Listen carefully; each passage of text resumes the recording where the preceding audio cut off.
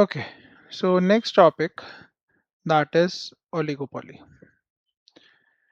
Oligopoly हमने पहले भी किया था, करेक्टरिस्टिक्स हमने पहले पढ़ लिए थे, ठीक है। वही करेक्टरिस्टिक्स अब दोबारा भी करने हैं, ठीक है। तो when we talk about oligopoly, तो let's understand this market structure with an example. तो इसका एक क्लासिक एग्जांपल पहले भी लिया था मैंने, that is Indian telecom sector, ठीक है। तो अगर आप इंडियन टेलीकॉम सेक्टर में देखोगे तो आपके पास जो प्लेयर्स हैं वो कौन कौन से हैं।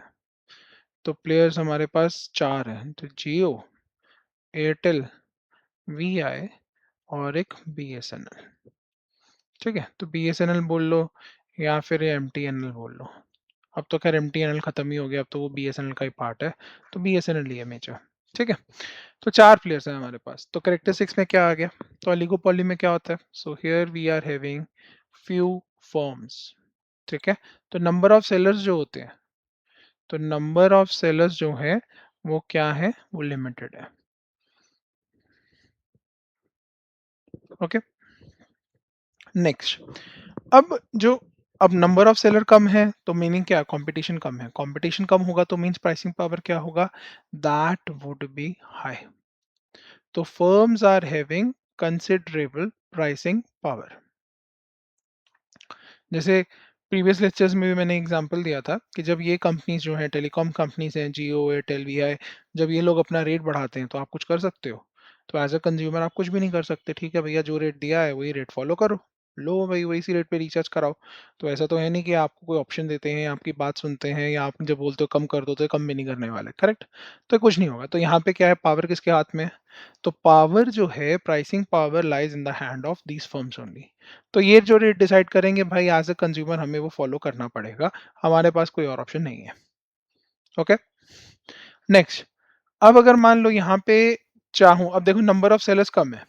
नंबर ऑफ सेलर्स कम क्यों है, the number of sellers are less because of high barriers to entry and exit, ठीक है। तो high barriers to entry and exit है, इसी की वजह से नंबर ऑफ सेलर कम है। नंबर ऑफ सेलर कम है तो कंपटीशन कम है, कंपटीशन कम है तो इनके पास प्राइसिंग पावर ज्यादा है, ओके। तो ये सारा एक चेन है, ठीक है। तो ये याद रखिएगा। अब barriers to entry and exit high क्यों है यहाँ पे, अब जैसे मान लो अगर आप चाहते हो, कल आप बोलते हो कि चलो यार मैं भी टेलीकॉम कंपनी में घुसता हूँ, मैं भी टेलीकॉम कंपनी खोलता हूँ, तो हम मैं भी अब इनको कम्पीट करूंगा, तो नहीं कर पा सकते, नहीं कर सकते, करेक्ट। क्यों नहीं कर सकते, तो पैसे सबसे पहली चीज आती है यहाँ, बैरियर्स टू एंट्री क्या है, तो सबसे पहले तो भाई इसके लिए क्या है, तो let me write down the barriers here. तो बैरियर्स टू एंट्री क्या है हमारे पास, तो सबसे पहले एक आता है, that is the high capital required. तो सबसे पहले क्या है, हाई कैपिटल चाहिए। दूसरा, यहाँ बैरियर्स टू एंट्री भी हैं ड्यू टू रेगुलेशन,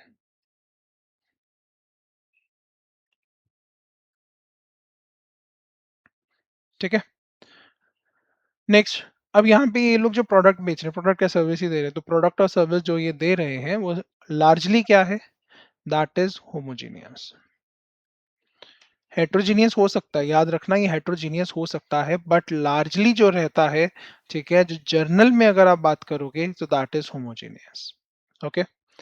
अब होमोजेनियस प्रोडक्ट है, तो भाई जियो भी क्या कर रहा है, वही टेलीकॉम सर्विसेज तो दे रहा है, वही नेट की स्पीड आपको वही मिलेगी, इंटरनेट मिलेगा, आपको कॉल करने का मिलेगा, ठीक है, वीडियो कॉल करने को मिलेगा। सेम चीज एयरटेल भी प्रोवाइड कर रहा है, सेम चीज वीआई भी प्रोवाइड कर रहा है, करेक्ट। तो अगर आप ओवरऑल देखोगे तो सर्विसेज जो है इनकी वो क्या है, वो सेम है। बट ये अपने आप को क्या करते हैं, they try to differentiate through advertisement, marketing and promotion. इसको हम क्या बोलते थे, so we call it as non price competition. तो ओलिगोपॉली में नॉन प्राइस कंपटीशन एग्जिस्ट करता है, ठीक है। तो non price competition exist in oligopoly, okay. तो कैसे है, जैसे आप नोट करना, जियो है तो ये लोग भी अपने आप को एडवर्टाइज करते हैं कि भाई हम ये कर रहे हैं, हम अपनी ये सर्विस प्रोवाइड करते हैं, हम अपने कस्टमर्स के ये दे रहे हैं, हमारे इंटरनेट स्पीड सबसे हाईएस्ट है। एयरटेल का होगा, तो एयरटेल ने पीछे जैसे लॉन्च किया था कि भाई हमारा जीरो कंज्यूमर कंप्लेंट है, ठीक है, हम ज़ीरो कंज्यूमर कंप्लेंट की तरफ बढ़ते जा रहे हैं, हमारे कंज्यूमर कंप्लेंट्स कम होते जा रहे हैं। तो वो बेसिकली क्या है? ये सब मार्केटिंग स्टंट है, ओके? तो ये सब मार्केटिंग का पार्ट है, ठीक है? फिर अगर तुम्हें याद हो वोडाफ़ोन का होता था पहले, वो एक हच के नाम से था पहले शायद वोडाफ़ोन का नाम, जब वो लोग एडवर्टाइज़मेंट करते थे वो डॉग की वजह से, एक डॉग को लेके। तो बेसिकली वही है कि जहाँ-जहाँ आप जाओगे हम आपको फ़ॉलो करेंगे, तो वो डॉग कितना मशहूर हो गया था उसके चक्कर में। तो बहुत पुराना है ये सब चल रहा था। तो ये बेसिकली ये सब क्या है? सो यहाँ पे जो आप सर्विस दे रहे हो वो ऑलमोस्ट होमोजेनियस है। हाँ, क्या फ़र्क होगा? जियो की स्पीड होगी वो थोड़ा-सा एयरटेल की स्पीड से कम ज़्यादा होगी। तो ज़्यादा से ज़्यादा क्या होगा? कॉल क्वालिटी वगैरह सब सेम है। भाई स्पेक्ट्रम तो सेम ही है, टेक्नोलॉजी सेम है। टावर्स ये लोग एक ही टावर से जियो भी ऑपरेट कर रहा होता है, एक ही टावर से एयरटेल भी ऑपरेट कर रहा होता है। तो टावर्स भी इनके सेम है। ऐसा नहीं है कि जियो का टावर अलग, एयरटेल का टावर अलग। तो इन लोगों का भी आपस में कार्टेल मतलब आपस में ये सब साठगांठ है। दिखने के लिए कॉम्पिटिटर है, क्या होगा? जियो का एक टावर है, तो जो टावर जियो ने लगाया उस पे एयरटेल भी सर्विस लेता है, उस पे वीआई भी सर्विस लेता है। ऐसे ही कोई टावर किसी एरिया में एयरटेल ने लगाया तो उसकी सर्विस क्या है, ये लोग आपस में शेयरिंग कर लेते हैं, ठीक है? नहीं है तो कुछ टावर कंपनीज आती हैं जैसे इंडस टावर। अब मजे की बात है कि इंडस टावर नाम की कंपनी है।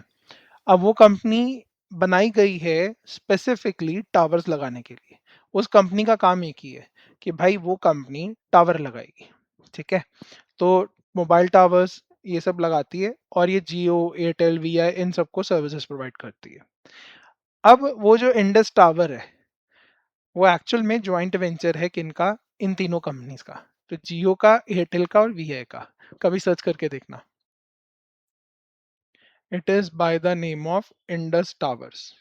तो इंडस टावर्स बनी किस लिए? इंडस टावर का काम ही है कि भाई उन्होंने टावर लगाने हैं और टावर से ही तो इनको सर्विस मिलेगी, ठीक है? तो वो जो कंपनी है वो बनाई गई किसके द्वारा है? जियो, एयरटेल, वीआई ने इकट्ठे होकर बनाई है। तो ये इंडस टावर बनाई है। वहां से ये लोग क्या करते हैं? टावर्स पर लगाते हैं और वहां से अपनी कंपनीज को सर्विसेज प्रोवाइड करते हैं, ठीक है? अब ऐसा नहीं है कि इलीगल है, नहीं भाई इलीगल कुछ नहीं है। तो बेसिकली इन्होंने अपनी आपस में एक एग्रीमेंट कर रखा है इस टाइप से समझ लो कि भाई यार टावर इतने ज़्यादा लगने हैं। टावर की कॉस्टिंग अब जियो भी लगाएगा एक एरिया में, एयरटेल भी लगाएगा, वीआई भी लगाएगा। तो ये लोग टावर की कॉस्टिंग ही नहीं निकाल पाएंगे। तो क्या करें? तो इन्होंने आपस में सबकी सांठ-गाँठ है, ठीक है? ये दिखने में है कि जियो का एयरटेल के साथ बहुत बड़ा एकदम कॉम्पिटिशन है, सीवियर वाला कॉम्पिटिशन है, बट एक्चुअल में है नहीं, ठीक है? तो कहीं-कहीं ये लोग आपस में कोलैबोरेट भी करते हैं और आपस में ये सब चीज़ें इनकी सेट होती हैं। अब जब रेट बढ़ाने होते हैं, जब एयरटेल ने रेट बढ़ाए तो फिर जियो भी फॉलो करता है। तो ऐसा थोड़ी है कि जियो नहीं बढ़ाता। अगर जियो ना बढ़ाए तो सारा मार्केट स्ट्रक्चर उसी के पास चला जाए, सारा कंज्यूमर उसके पास चला जाएगा, करेक्ट? बट नहीं, वो बढ़ाता है। तो क्यों बढ़ाता है सोचो? तो इनकी आपस में सबकी सांठ-गाँठ है। ओके? चलिए। ऐसे ही एक और एग्जांपल आता है ओलिगोपोली का, दैट इज़ व्हाट? तो second example is your OPEC nations, ठीक है? तो ओपेक नेशंस भी क्या करते हैं? अब जैसे ये है सऊदी, अब सऊदी अरेबिया तो खैर बाहर हो गया ओपेक नेशन से। तो जैसे बाकी कंट्रीज़ हैं, ठीक है? जो ओपेक नेशंस का पार्ट है। तो कतर वगैरह है, ये सब पार्ट है और ईरान भी है। ईरान पता नहीं, मेरे को याद नहीं ईरान ओपेक नेशंस में है कि नहीं है, आई डोंट नो दैट। आप चेक कर लीजिएगा। इराक है, फिर इन सब की और भी जो कुवैत वगैरह हैं, ये सारी कंपनीज हैं उसमें, ठीक है? तो ओपेक नेशंस में क्या होता है? तो ओपेक नेशंस में अगर आप देखोगे तो ओपेक नेशंस में इनका एक कार्टेल है, तो ये लोग डिसाइड करते हैं कि भाई हम इस साल में इतनी क्वांटिटी बेचेंगे, करेक्ट? तो इस टाइप से, ओके? जो इंडस टावर है, अब देखो ओपेक में क्या है, दीज कंट्रीज आर मेंबर्स। भाई जैसे क्या है भाई, जैसे कतर है, कतर ने बन गया कि भाई मैं ओपेक का मेंबर हूँ। तो ओपेक की कमेटी में कतर का भी एक रिप्रेजेंटेटिव है, तो रिप्रेजेंटेशन उसका भी है। तो जो वो कमेटी डिसाइड करती है कि भाई हम इस साल इतना आउटपुट देंगे, तो उसी आउटपुट को सारे मेंबर्स फॉलो करते हैं, ठीक है? इंडस टावर का जो केस है, तो इंडस टावर में क्या है, Indus tower is a joint venture. तो तीनों कंपनीज का शेयर है उसमें। तो जैसे आई थिंक वन कंपनी का 40-45% या 50% है, बाकी सबका 25-30 ऐसे कुछ शेयर्स हैं। तो इनके आपस में शेयर होल्डिंग्स हैं, 25-25% है, एक 50 का है, कुछ ऐसा ही है। एक बार चेक कर लीजिएगा, मुझे अच्छे से याद नहीं है, मैंने बहुत पहले ये चीज़ पढ़ी थी कभी। तो Indus tower was the company, ठीक है? तो ये आपकी बेसिकली करती है, इसमें आपके ये जितने ये कंपनीज है, प्राइवेट प्लेयर्स हैं, तो इन सब शेयर होल्डर्स हैं, तो ये इन सब का जॉइंट वेंचर है, ठीक है? तो जियो का आई थिंक 25-30% का शेयर है, एयरटेल का शायद ज़्यादा है, नहीं, एयरटेल का भी 25-30% है और वीआई का ज़्यादा है, कुछ ऐसा था, लास्ट आई रिमेंबर।